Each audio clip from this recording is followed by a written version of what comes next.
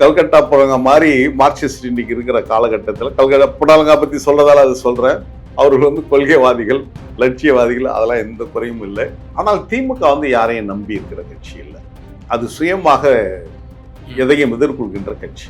எல்லா விதமான இன்ஃப்ராஸ்ட்ரக்சரோடு இருக்கிற ஒரே கட்சி நீங்க எதுன்னு எடுத்தீங்கன்னா, சிங்கிள் லார்ஜஸ்ட் பார்ட்டி நீங்க எடுத்தீங்கன்னா திமுக மட்டும்தான். காங்கிரஸ் கூட்டணி வச்சிருக்குதால இங்க இவங்க சீட்டு வாங்கி இப்ப 2 பேர் அமைச்சர் ஆயிட்டாங்கல்ல. 2 பேர் அமைச்சர் ஆனதுக்கான காரணங்கள் யாரு? திமுக தான். மார்க்சிஸ்டுகளுக்கும் இவங்களுக்கு அதே தான், இதே நிலைமை தான் இவங்களுக்கு பொருந்தும். கம்யூனிஸ்டுகளுக்கு மற்ற மாநிலத்துக்கு இவங்க போய் எந்த சீட் ஷேரிங் கேட்க போறது? இங்க தான் கேட்க போறாங்க. எல்லா மாநிலத்திலும் இந்த வாய்ப்புகள் இல்லாமல் போன போது கூட 4 உறுப்பினர்கள் பெற்றிருக்கின்ற தமிழ்நாட்டில் தான் இந்தியாவுடைய ரெப்ரசன்டா அவங்க பிரதிபலிச்சாங்க. அது மறந்துடக்கூடாது கம்யூனிஸ்ட் தோழர்கள். இப்ப காங்கிரஸால திமுக லாபமா அல்லது திமுக காங்கிரஸ் லாபமானா திமுகவுல தான் அவங்களுக்கு லாபம். ஆனால் காங்கிரஸால் திமுக ஆட்சியை இன்னைக்கு இழந்ததுக்கு காரணமே அவங்களும் ஒரு காரணம். ஒருவேளை 234 தொகுதியிலும் திமுக தனித்து நின்றிருந்தால் ஏறக்குறைய 180க்கு மேற்பட்ட தொகுதியிலும் வெற்றி பெற்றிருப்பாங்க. பிஜேபி விடக்கூடாது என்பதற்காகத்தான் நாங்க திமுக கூட்டணி வைக்கிறேன்னு சொல்லி வைக்க சொன்னாரு. பிஜேபி பின்வாசல் வந்துவிடக்கூடாது என்பதற்காக தான் நாங்க தாவேக்கு ஆதரவு தெரிவிக்கிறேன்னு சொல்லிட்டு மார்க்சிஸ்ட் விசிக சொன்னது. இப்போ அந்த நிலைமை என்னாச்சு? இப்போ அவரே சொல்லிட்டார்ல, நாங்க ஒன்றிய அரசோட நாங்க இணக்கமா தான் போவோம், எங்களுக்கு தமிழ்நாட்டு வளர்ச்சி தான் முக்கியம்.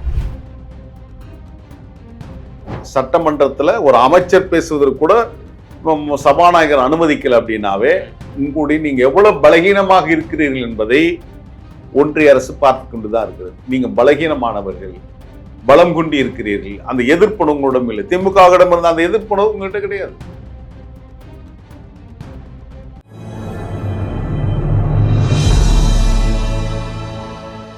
தமிழ் நியூஸ் நேர்களுக்கு வணக்கம். இன்றைய சிறப்பு நேர்காணலில் நம்முடைய இருப்பவர் திராவிட வெற்றி கழகத்தினுடைய தலைவர் மரியாதைக்குரிய மல்லை சத்யா அவர்கள். சார் வணக்கம். வணக்கம். நலமா இருக்கீங்களா? மகிழ்ச்சியா. சிறப்பு. இப்போ திராவிட முன்னேற்ற கழகம் தனிமைப்படுத்தப்பட்டு இருக்கிறதா இந்த சட்டமன்ற தேர்தல் முடிவுக்கு பிறகு அப்படிங்கிற ஒரு பார்வை முன்வைக்கப்படுது. எல்லா தோழமை கட்சிகளும் இப்போ தமிழக வெற்றி கழகத்துக்கு போய் ஆதரவு தெரிவிச்சிட்டாங்க. முதல்ல வெளியிலேருந்து ஆதரவு தரோம்னாங்க, பிறகு அமைச்சரவையில் சில கட்சிகள் இடம்பெற்றிருந்தாங்க. இப்போ ஒரு அட்டாக்கிங் மோடில் போயிருக்கிறாங்க தோழமை கட்சிகள். இப்போ குறிப்பாக இப்போ இன்னைக்கு நேற்று தினம் கூட முரசொலியில் மார்க்சிஸ்ட் கம்யூனிஸ்ட் கட்சிக்கு எதிராக ஒரு ஸ்டேட்மெண்ட்ஸ்லாம் அதில் இருந்துச்சு. சந்தர்ப்பவாத ஒரு நிலையை தான் நீங்கள் எடுத்திருக்கீங்கன்னு சொல்லி சண்முகம் மீதே அந்த ஒரு விமர்சனமே வைக்கப்பட்டது. பதில் விமர்சனம் இன்று சிபிஎம்ல இருந்து கொடுத்துருக்காங்க, அவங்களோட வலைதளங்க பதிவில் போட்டிருக்கிறாங்க. இந்த மாதிரி இது புடலங்காய் கூட்டணி கிடையாது அப்படின்னு சொல்லி திமுக, அதிமுக, பாஜக இந்த மாதிரி ஒரு கூட்டணியை நாங்கள் வச்சு ஒருபோதும் கம்யூனிஸ்ட் கட்சி அதுக்கு இணங்காது அப்படிங்கிற மாதிரி ஒரு புடலங்காய் ஒரு வரைபடம் போட்டு ஏஐல வரைபடம் போட்டு ஒரு கடுமையான விமர்சனத்தை சிபிஎம் திராவிட முன்னேற்ற கழகத்தின் மீது வைக்குது. இதை எப்படி பார்க்குறீங்க? ஒரு கொள்கை ரீதியாக கிட்டத்தட்ட ஒரு 9 ஆண்டுகள் 10 ஆண்டுகளாக ஆர்கே நகர் பை எலெக்ஷன்லேருந்து போயிட்டு இருந்துச்சு. இப்போ எல்லா எதிரான ஒரு விமர்சனத்தை முன்வைக்கிறாங்களா, எப்படி பார்க்குறீங்க? புடலங்கால 2 வகை உண்டு. புடலங்கான்னு சொன்னதால சொல்றேன். புடலங்கா என்பது ஏறக்குறைய 1 மீட்டர் வளர்ந்து இருக்கும். ஒரு இளைஞர் போறாரு, வெளியில வந்தா ஒரு வித்தியாசமான காய் பார்க்குறேன், இது என்ன அப்படின்றாங்க. இது கல்கட்டா புடலங்கா அப்படின்றாங்க. இதுவரை நம்ம வாங்காத கல்கட்டா புடலங்கா நமக்கு கிடைச்சிருக்கு. மனைவி கிட்ட எடுத்துமே கொடுக்குறாரு. மனைவி அவரை காரி துப்புறா. என்னடா பண்ணிக்கிற நீ அப்படின்னு. புடலங்கா என்ன சொன்னா கல்கட்டா புடலங்கா. கல்கட்டா புடலங்கானா என்ன அப்படின்னா, அந்த புடலங்கா அந்த தோரணங்கள் எட்டி வச்சிருப்பாங்க. அந்த தோரணங்கள் வச்சிருக்கும்போது அந்த பந்தல் கீழே கண்ணுக்கு தெரியுற இது கல் கட்டி கீழே விடுவாங்க. அது வளர்ந்து நீட்டு வர்றதுக்கு. கண்ணுக்கு தெரியாம அந்த இலைக்குள்ள சுருண்டு கிடக்கும். அது கட்டாம மறைஞ்சு போயிருக்கும். அது கட்டாம சுருங்கி போய் கிடக்கும். அதனால கல்கட்டா புடலங்கா சொல்றாங்களா? கல்கட்டா, ஏன்னா கல்கட்டால மார்க்சிஸ்ட் இழந்திருக்கிறாங்க. எனவே கல்கட்டா புடலங்கா மாதிரி மார்க்சிஸ்ட் இன்னைக்கு இருக்கிற காலகட்டத்தில் கல்கட்டா புடலங்கா பத்தி சொல்றதால அது சொல்றேன். அவர்கள் கொள்கைவாதிகள், லட்சியவாதிகள், அதெல்லாம் எந்த குறையும் இல்லை. ஆனால் திமுக யாரையும் நம்பி இருக்கிற கட்சி இல்லை. அது சுயமாக எதையும் எதிர்கொள்கின்ற கட்சி. இன்னைக்கு தமிழ்நாட்டை பொறுத்தவரையிலும் இந்தியாவை எடுத்துக்கொண்டுங்கன்னா எல்லா விதமான இன்ஃப்ராஸ்ட்ரக்சரோடு இருக்கிற ஒரே கட்சி நீங்க எதுன்னு எடுத்தீங்கன்னா, சிங்கிள் லார்ஜஸ்ட் பார்ட்டி நீங்க எடுத்தீங்கன்னா திமுக மட்டும்தான். இப்ப காங்கிரஸ் திமுக கூட்டணி வச்சுது. இப்ப திமுக காங்கிரஸுக்கு ஆதாயமா திமுக ஆதாயமானா காங்கிரஸ் தான் ஆதாயம். இப்ப இவங்க போய் ஒன்றும் டெல்லியில போய் சீட்டு கேட்க போறதில்லை, இவங்க போய் கேரளாவில் போய் சீட்டு கேட்க போறதில்லை, இவங்க கர்நாடகாவில் போய் சீட்டு கேட்க போறதில்லை, இவங்க போய் குஜராத்ல எந்த சீட்டும் கேட்க போறதில்லை. காங்கிரஸ் கூட்டணி வச்சிருக்குதால இங்க வந்து இவங்க சீட்டு வாங்கி இப்ப 2 பேர் அமைச்சர் ஆயிட்டாங்கல்ல. 2 பேர் அமைச்சர் ஆனதுக்கான காரணங்கள் யாரு? திமுக தான். மார்க்சிஸ்டுகளுக்கும் இவங்களுக்கு அதே தான், இதே நிலைமை தான் இவங்களுக்கு பொருந்தும்.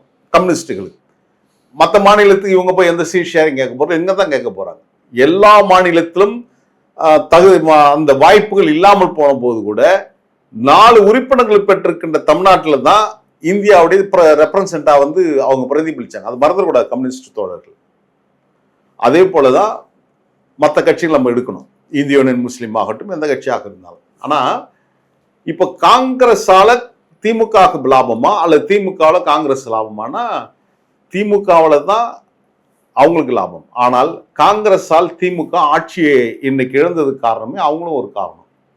கூட்டணி கட்சிகளுடைய குழப்பத்தின் காரணமாகத்தான், இந்த கூட்டணி செய்த இந்த நெருக்கடியான சூழலின் காரணமாகத்தான் பொது சமூகத்திடம் கூட்டணி மீது ஒரு அதிருப்தி உருவாச்சு. ஏன்னா நான் சொன்ன துவக்கத்துல எல்லா நல்ல சமூக நல திட்டங்கள், வளர்ச்சி திட்டங்கள் என்று கொரோனாவிலிருந்து மீட்டு வந்து தமிழ்நாட்டை ஒரு உயர்ந்த இடத்துக்கு கொண்டு வந்து நிறுத்தி தமிழ்நாட்டில் பொருளாதாரத்தை 2வது மாநிலமாக கொண்டு வந்து நிறுத்தினாரு. எங்க பார்த்தாலும் மெட்ரோ ரயில், மேம்பாலங்கள், மருத்துவமனைகள், கல்லூரிகள், அதே போன்று நூலகங்கள், இப்படி எல்லா வளர்ச்சி திட்டங்களும் தந்த ஒரு சிறந்த ஆட்சியை தமிழ்நாடு இழந்திருக்கிறது.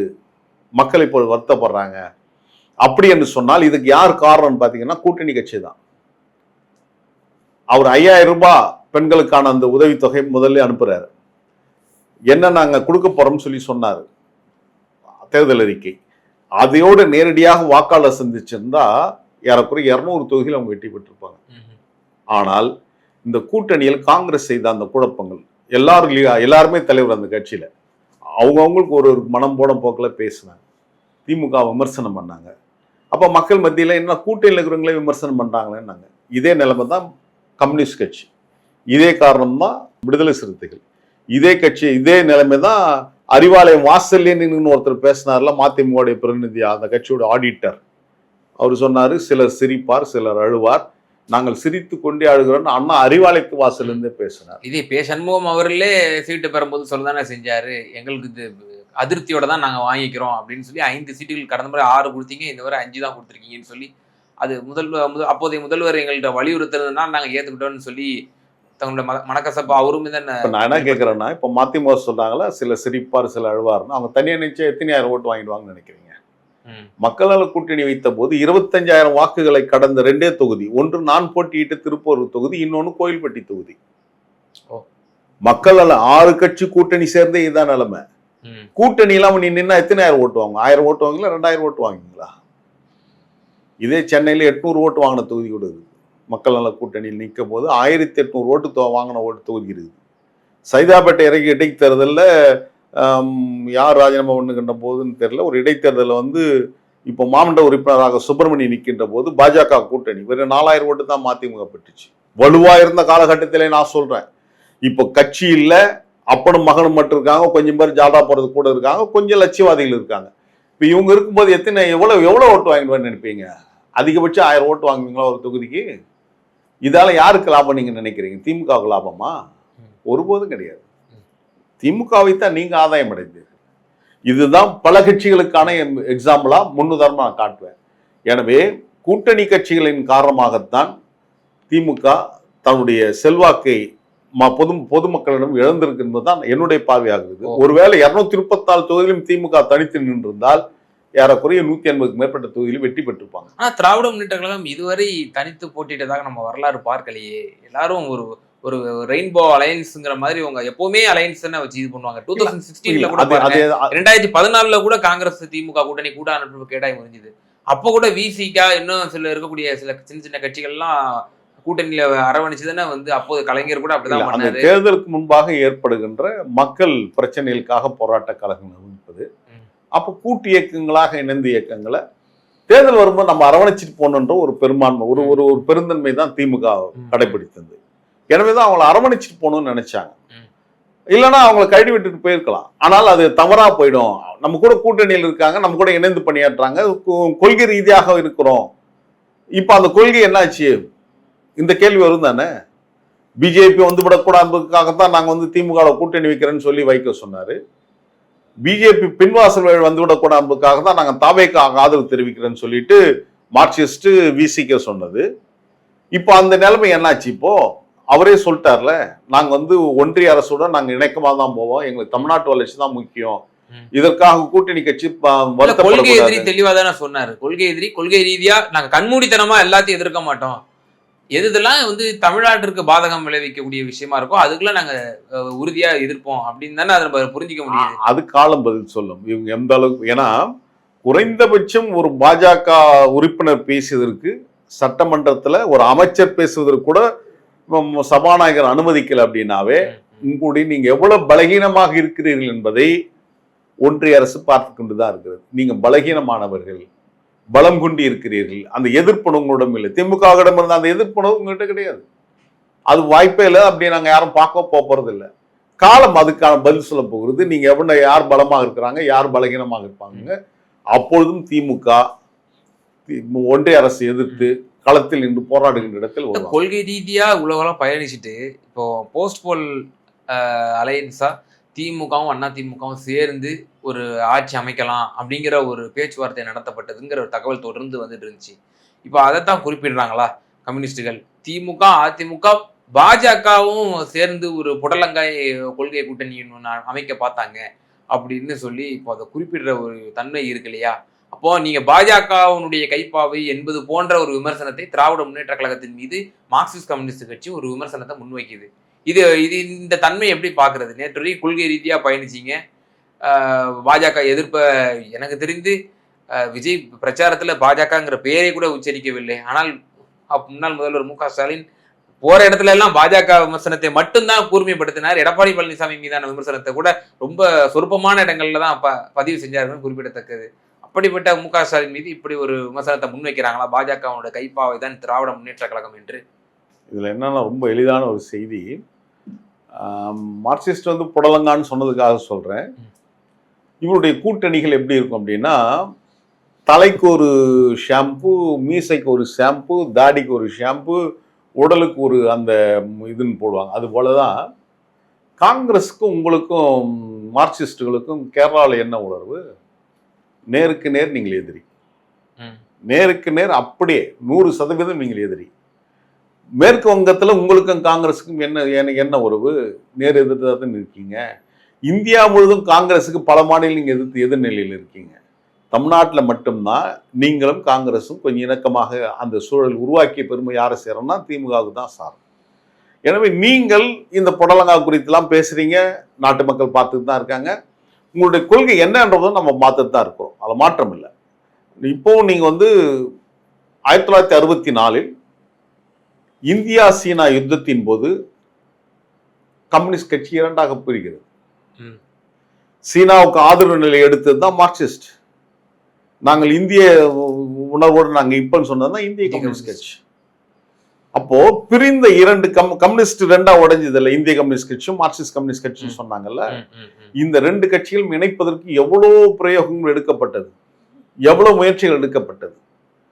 இந்த சிந்தனை ஓட்டம் தானே திராவிட இயக்கத்தை ஒன்றாக இணைக்கும் சொல்லிட்டு எம்ஜிஆரையும் புரட்சித்தலைவர் எம்ஜிஆர் அவர்களும் முத்தமிழ் டாக்டர் கலைஞர் அவர்களும் இணைக்கணும்னு கம்யூனிஸ்டுகள் ஒரு முயற்சி எடுத்தாங்க. பிஜு பட்நாயக் கூட, பிஜு பட்நாயக் பல தலைவர்கள் முயற்சி எடுத்தாங்க. இது ரெண்டும் எதிரெதிர் நிலை காட்டிலும் ஒரு ஒற்றாக இணைந்து எதிர்ப்பது ரொம்ப சரியாக இருக்கின்ற ஒரு எண்ண ஓட்டம் இருந்தது இல்லையா, மறுக்க முடியாது இல்ல. எனவே அந்த சிந்தனை ஓட்டத்தை ஏன் நீங்க புறந்தல்றீங்க? திராவிட இயக்கங்கள் தானே, திராவிட இயக்கங்கள் ஒன்றாயிடக்கூடாது, கம்யூனிஸ்ட் மட்டும் ஒன்றாக இருக்கணுமா, நீங்களும் கம்யூனிஸ்ட் காங்கிரஸ் ஒன்றாயிடணுமா? இந்த கேள்வி எழும். வெகுஜனம் பார்க்கிறது, பொது சமூகங்களை பார்க்கிறது. உங்களோட ஐடியாலஜிஸ் பிரகாரம் நீங்க கொள்கை சார்ந்தவர் என்பதற்கு சமீபத்தில் லண்டன் சென்று வந்தார் அண்ணன் தலைவர் தளபதி அவர்கள். லண்டன் சென்ற போது கூட அங்க வந்து ஆக்ஸ்போர்ட் யூனிவர்சிட்டியில போய் பெரியாருடைய படத்தை திறந்து வச்சுட்டு அவர் அடுத்து நேரடியாக போனது எங்க போனாருன்னா கார்ல் மார்க்ஸுடைய திருவுருவ சிலைக்கு போய் நம்ம மரியாதை செஞ்சுட்டு வந்தார்.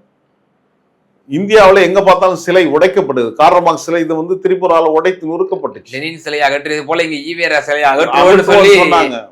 ஆனால் அதே சிலையை கார்ல் மார்க்ஸுடைய சிலையை வந்து இங்க எழும்பூர்ல திறந்து வச்ச பெருமை யாருக்கு சாரோ? அண்ணன் தளபதிக்கு தானே சாரோ? உங்களுடைய ஆதரவு சக்தி இல்ல திமுக, இந்த ஆதரவு சக்தியை தயவு கூர்ந்து எழுந்து விடாது சார். இப்போ ராகுல் காந்தி என்ன சொல்றாரு, பினராயி விஜயனை கைது பண்ணணும் அப்படின்றாரு. அதான் என்போர்ஸ்மெண்ட் டைரக்டரேட் அவருடைய மகள் விவகாரத்துல ஏற்கனவே 5 ஆண்டுகளுக்கு முன்னதாக ஒரு தங்க கடத்தல் விவகாரத்துல என்போர்ஸ்மெண்ட் டைரக்டரேட் அந்த ஒரு வழக்கு பதிவு செஞ்சிருந்துச்சு. அந்த வழக்கு சம்பந்தமான ஒரு சின்ன ஒரு துணுக்கு செய்திகள் கூட நம்ம வந்து செய்தி தாள்கள்லயும் பார்க்கல, ஒரு ரன்னிங் நியூஸ்ல கூட அதை நம்ம பார்க்க முடியல, என்ன ஆனதுன்னே தெரியல. இப்போ இப்படி ஒரு வழக்கை வந்து பதிவு செஞ்சிருக்காங்க. ராகுல் காந்தி ஒரு அப்பட்டமான ஒரு இது சொல்றாரு. தமிழக வெற்றி கழகத்தினுடைய தலைவர் திரு விஜய், முதலமைச்சர் விஜய் கூட்டணியில தான் இருக்கீங்க, ராகுல் காந்தி இப்படி சொல்லக்கூடாது. ராகுல் காந்தி நீங்க கண்டிக்க வேண்டாம், அந்த ரெய்டு நீங்க கண்டிச்சிருக்கலாம், அமலாக்கத்துறையை கண்டிச்சிருக்கலாம், குறைஞ்சபட்சம் அவங்களுக்கு ஒரு ஆதரவு நிலையாச்சும் நீங்க எடுத்திருக்கலாம்.